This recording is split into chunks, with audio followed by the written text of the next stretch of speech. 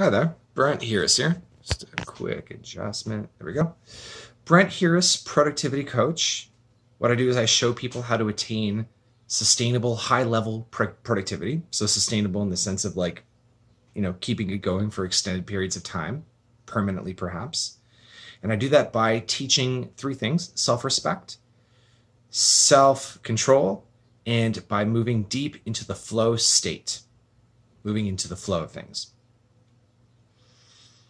You may notice a little background shift here because I'm actually filming this from my cottage in a little coastal town just off of Lake Erie, right across from Cleveland, Ohio, I think. Cleveland anyway. And in this video, what I want to do is I want to share with you just like a really powerful lesson that has occurred to me on the subject of properly and fully manifesting our life's potential. Very excited about this one, and this lesson really represents a full closure. Like it's a question that I've been asking myself for years and years and years, and it's a question that's given me a lot of trouble, which is, how do I actualize my potential? In other words, how do I like do the most that I can do and create the most that I can create and just be the greatest that I can be? And I'll be honest with you, there's a part of me that really wants to be great. And, perhaps you can relate to this. Like I want to do a lot and, do the whole fame thing and reach a lot of people and influence the world and, do as much as I can to facilitate the awakening of human consciousness, which is something that I talk about. And the part in all of this that is the most important to me is the part where, like, I myself, but also like we as humanity, we get into a place where we just release all of our unhelpful psychology. So insecurity and lack of forgiveness and non-acceptance and negativity and depression and grief and stress and overwhelm. And we learn to put these things to rest so that we can just enter into the flow state, so that we can just do what we're here to do and create what we're here to create and offer it to the world and kind of experience that joy that comes from creating our gifts and having other people realize that they need them and receive them and benefit from them. And that's just how I see we as humanity. And we're going through like really, really difficult times right now. That's something that I see as a major contribution towards humanity coming together in a way that we really want to and harmonizing. It's through these types of movements of releasing negativity, releasing unhelpful psychology, moving into flow, and moving into service. And so to that end, I want to share with you a lesson that is, I always say it's the deepest lesson, but as of literally my whole life up until now, the deepest lesson that I found on how to properly and fully manifest our life's potential. So if that sounds like it would be up your alley, then I suggest you stick around. And so what I'll do, just to honor your curiosity, I realized that I positioned the question in kind of a sort of a clickbaity way, where it's like there's a question mark there. I'm going to give you the quick answer so that you can have it right away and then just run with it. But then I'm going to spend the rest of this video kind of telling you about it and telling you how it works and how to use this information and how to go into your life and just start, just enjoy yourself more, create more, and then enjoy the process of creation. So if that's up your alley, then let's rock and roll. All right.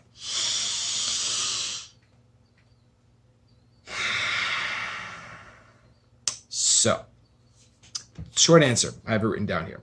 Question is, why should we prioritize self-discovery above all else? The reason being is that self-discovery is the most direct path towards our full self-expression, the expression of ourself. And it's through self-expression that we manifest our potential. And our potential is literally what we are here to grow into. So self-discovery. Self-discovery is what happens when we are free to move into creation and to follow our impulse and follow our flow. So for example, like, you may have kicking around in your mind, if you're like all of us, there's like a book that you've wanted to write for the longest time, or there's been like something you wanted to create, or you had a business idea that you want to start, or a song or a poem or whatever. You've had this idea of something that you've wanted to compose or put together for the longest time, and you've just been waiting for the right time to get around to it. So, I would suggest that is a gift that is within you, lying dormant, and that is constantly waiting for you to create. And not only that, but not only is that there for you to create, and along with it, the ability to do so, like, so you have like the tools to create this thing. So also is there a vacancy in the world where the world would benefit from this creation. So there's a correspondence there, and if you were to make it, the world would receive it, and the world is waiting for it. So there's that, there's that piece there. One second. Okay, came back. So the piece about self-discovery is that it's not just that you have this one thing to create, but that you have a whole lifestyle that you want to create. It's not just a single thing. It's that you are an artist that is creating your own life. And as you continue to create, so as you continue to add different elements and let other elements go, and say move to the appropriate location and the appropriate place, and you have the appropriate job, and you surround yourself with objects that resonate with you, and people that resonate with you, and music that resonates with you, and you move into a lifestyle that just really sort of represents the person that you want to become. As you do that, you are learning about yourself, and you are discovering more about your own personal vibration, your own personal vibrational essence. And that vibrational essence is your uniqueness.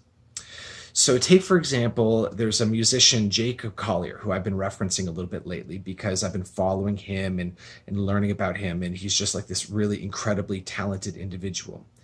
And so when he makes music, he makes it with a sense of, there's this childlike wonder about him, that when he puts out music, it just it creates this feeling in the listeners that of that childlike wonder, in the sense of like speaking to the sky and asking questions to a waterfall. And, it's very magical and really lovely and very refreshing to go into, and very familiar and homelike.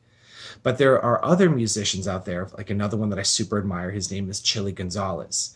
And he's like this Canadian composer, and he's put out a lot of work that has like this really interesting minimalist European feel, especially in Solo Piano 1 and Solo Piano 2 and 3, these albums that he's put out. There's this, like a sense of nostalgia and a sense of melancholy in there that, again, feels very familiar and very personal to listen to, but it's ultimately it's an external representation of his own individual essence. And so if you look at any artist, whether it's a visual artist, a musician, whether it's a speaker, and then if we also broaden this category to look at different business people or social media influencers, what you see is, as these people move into creation, and as they continue to create, produce, to put out, receive feedback and learn and gain experience and stay in that loop, they're continuously moving in self-exploration, self-discovery. And as they move in that direction, they become more adept at articulating that vibration. They become more adept at articulating, the message, you could say, that they're here to give, even if it's not necessarily a verbal message, but it's just sort of a vibrational feel. And then the more that this message or this vibration is clarified, the more mastery comes about, the more fully actualized the artist becomes, and then the more deeply the world can benefit from this message, because it's more articulated. It's just they can benefit from it more and dive more deeply into it, and there's more elegance in it as well. So I thought this was really cool. And so therefore, it seems pretty simple. In order to move in this direction, it seems to just be to create and produce and put out. So like a cycle that's like create, produce, offer it out, post it online, say, receive the feedback from other people, but also receive the experience that comes from putting it out. So the experience of like making your stuff and putting it online, seeing it there online, looking at the things that you like, that you want to do more of, things that you do less of, right, that you want to do less of, and then continuing that process. The more we do that, that is the process of self-discovery, self-expression, and the manifestation of our potential. So it might seem simple, right? But there are things that stop it from happening. And what's stopping it from happening is seemingly our circumstances, but it's almost always our psychology. We have psychology in us to contend with that prevents us from expressing ourselves. And it's through mastering the ability to release and dissolve and complete any psychology in us that prevents us from putting out our creation. That is the extent to which we can get into that positive flow of creation, of output. I realize I'm hammering on the same words over and over again, and I don't like being repetitive, but sometimes I get the sense that just emphasizing certain words like creation and production and output, it also allows us to kind of train our unconscious mind more in that direction. And I think that's a little bit of what I want to do here. Is I want to just, over the course of this discussion, which will end up being 20 minutes, I guess, or something like that. Yeah, okay, we're at the halfway mark. I would really love for us to just bathe in this feeling of creation and free outputs. There's, I saw this video of Jacob Collier. He did this like 8-hour challenge of harmonizing people's submissions. And it was really, really cool. I was just watching it this morning, watching him like create in real time and watching him use Logic, which I think is a music making software for Mac, Mac computers. And he would make, say, a melody or a harmony or something, and then he'd do it, and then he'd listen to it back and go, "Oh," and he'd just be so delighted by his creation. And it was really free of ego. It wasn't self-congratulatory at all. He just kind of puts it out, and he just goes, "Oh my God, that's nice," almost as if like he's not complimenting himself at all. He's just simply complimenting, the music. It's like, wow, like that's nice. And pause. All right.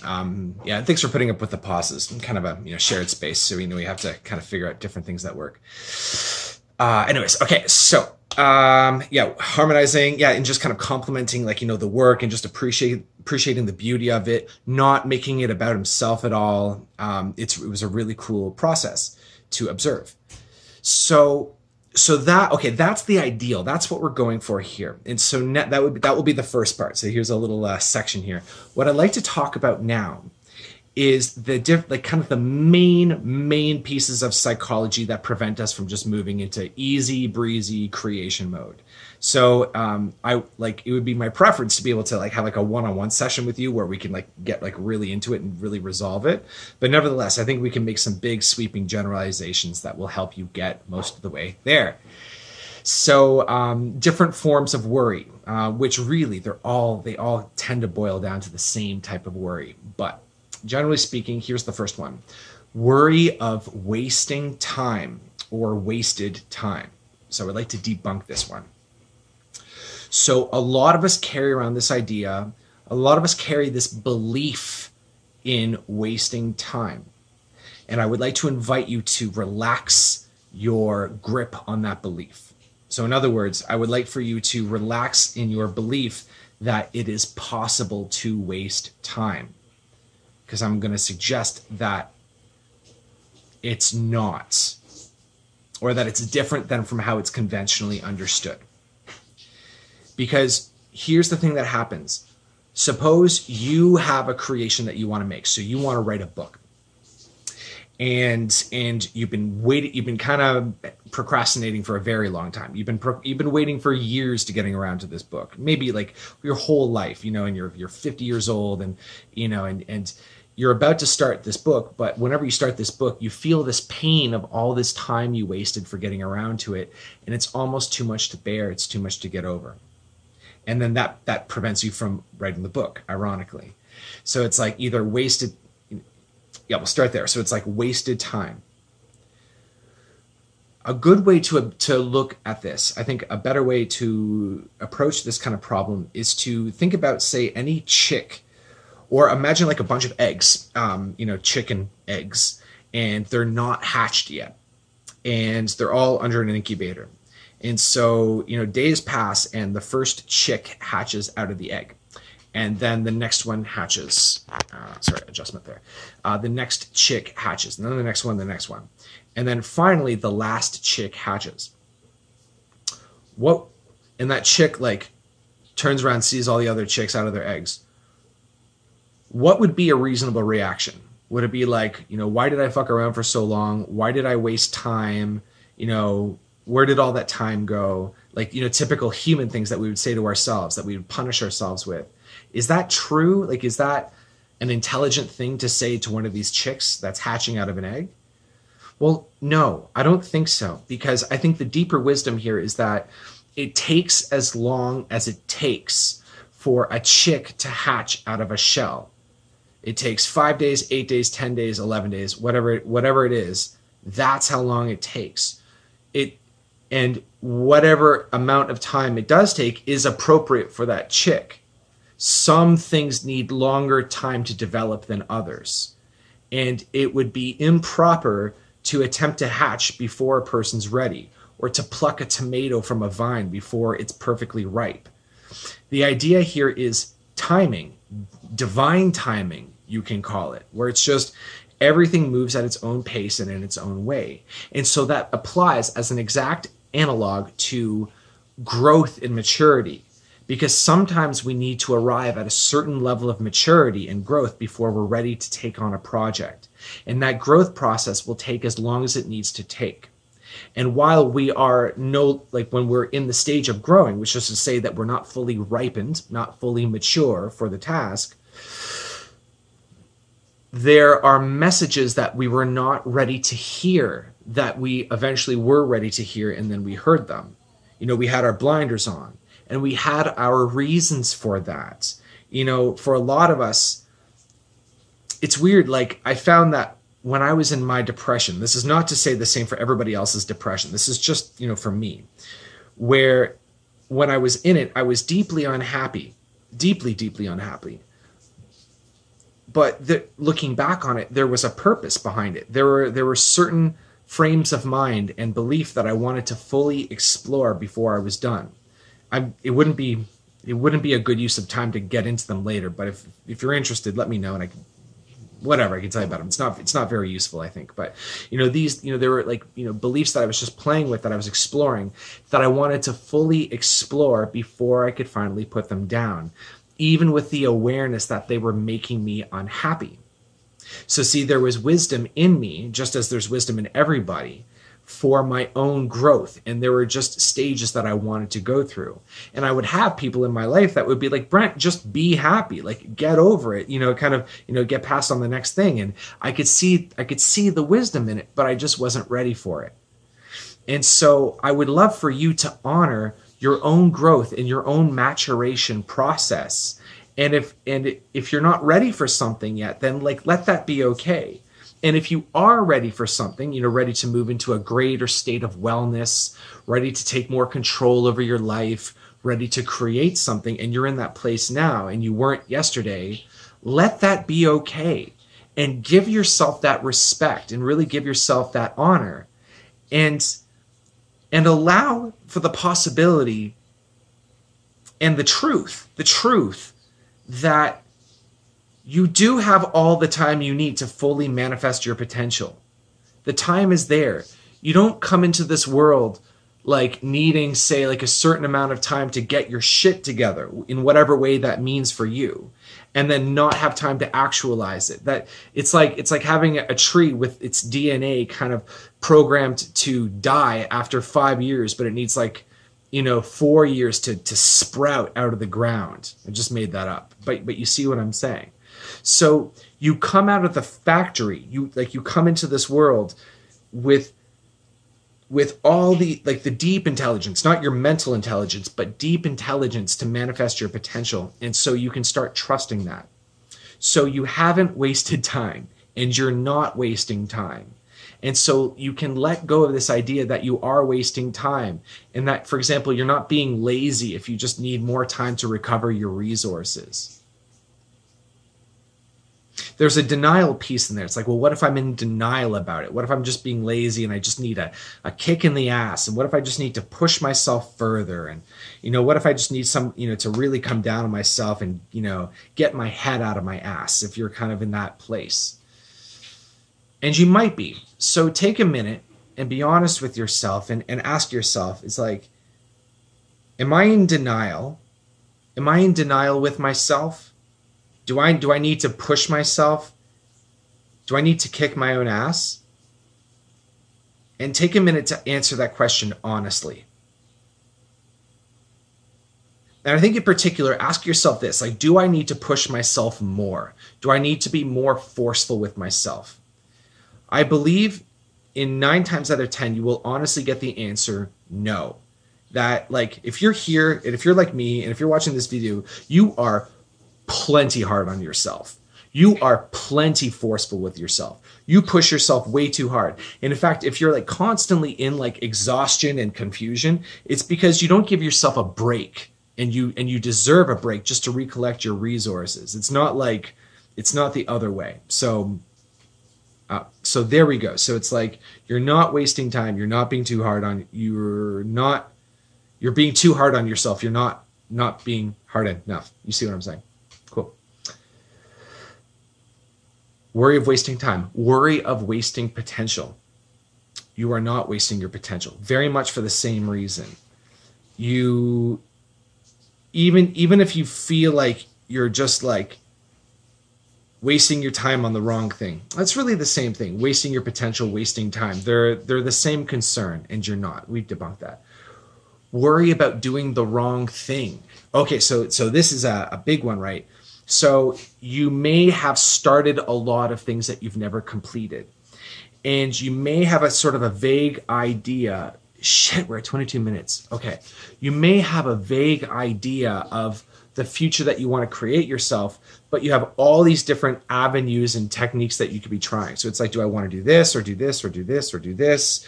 And then if I'm going to do this, it's like, should I do it that way or that way or that way or that way? And so you're looking at like a tree of like, say 30 different ways that you could be spending your time and 30 things that you could be doing. And it's like, what am I supposed to do? Which way is the best way forward? And it becomes so overwhelming that really the only way forward is to, or like, it's not really the way forward, but the only response is just to put the whole thing down and just play another console game, or like smoke another bowl of pot, or whatever it is. And so what would be the way out of that one? So the way out of that one is this. If that's the mentality that you're in, what it means is that all you're doing is collecting data, but you're not taking enough action. It's through taking action, through creating something, so getting all the way to completion on something, creating it, posting it, getting feedback, gaining experience, and then using that feedback and experience to do your next iteration. It's ironic because you think, well, there's 100 things that I could be doing. I don't know which one's the right one. But it's through committing to like one thing and completing it that you find your way to the right thing, that you find how to discover your vibration and offer it to the world. So in this case, there's no right or wrong. There's just whether or not you're doing something or not doing something. So worry about doing the wrong thing. In your case, there is no wrong thing. The wrong thing would be to not start. So I suggest that you choose a single thing and get all the way to completion on it and post it. That would be the way. Okay, so I have like a couple notes. I want to make sure I touch on everything. I think I'm rushing a little bit because I want to keep this short, but I'm also just like super amped about this topic material because it's just so clear right now. So big step is, so can you trust? Okay, I want to offer one more last piece. This will be the big one, and then I think we can close this down. Okay. Okay. So how to use this advice. So we debunked a couple worries, that prevent us from moving into creation. The main thing here is just to create, put it out, receive feedback. And that's how we manifest our potential.